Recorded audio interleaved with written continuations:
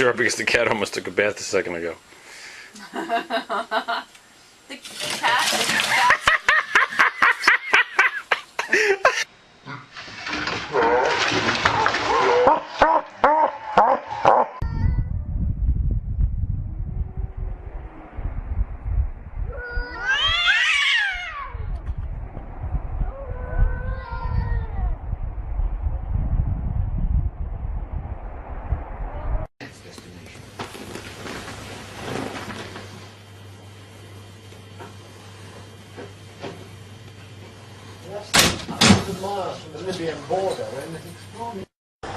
And Grand Rapids celebrating their new title as Beer City, USA in a very appropriate fashion later today. I'm Nicole DiDonato, live in East Town, and those details coming up. Yeah.